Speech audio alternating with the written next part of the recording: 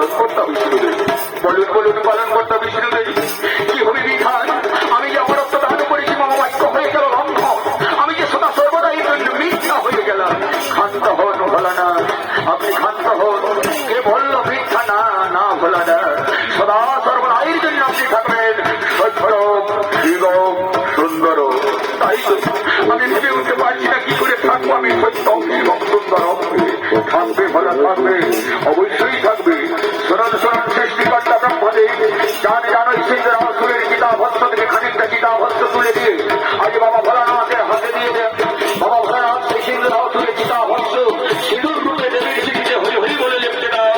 চিরতরে অক্ষম ভাগ সিংহের আসুর শিব হয়ে উঠুক সত্যম শিবম সুন্দর।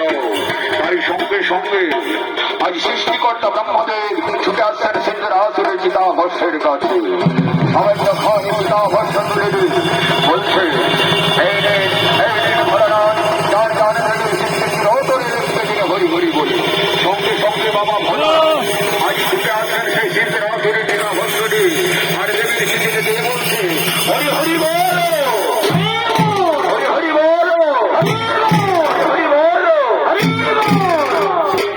দর্শক মন্ডলী আর মা ভক্তিমতী মা ভাই বোনেরা, এই সামান্য সিংহের আসুরের চিতাভস্ম দেবী আজ ললাটে ধারণ করলেন শিববাক্য সাক্ষ্য করার জন্য, সিংহের আসুরকে জীবিত করার জন্য। তাই বর্তমান সমাজে এখন আমাদের বাঙালির মায়েরা ওই সিংহের আসুরকে জীবিত রাখার জন্য এখনো সেই সিঁদুর ললাটে ধারণ করে আর শিবকে সদা সর্বদা এর জন্য সত্যম শিবম সুন্দরম বলে মেনে চলে। তাই মাগো, ওই সিঁদুর সদা সর্বদা এর জন্য সত্যম শিবম সুন্দরমকে মেনে চললে, সঠিক সময়ে সিঁদুরটা ধারণ করলে মস্তক ভক্তি সিঁদুর নিয়ে শ্মশানে করবে আগমন। তার জন্য উপস্থিত সেই শ্মশানে রয়েছে আমাদের বাবা ভোলানাথ।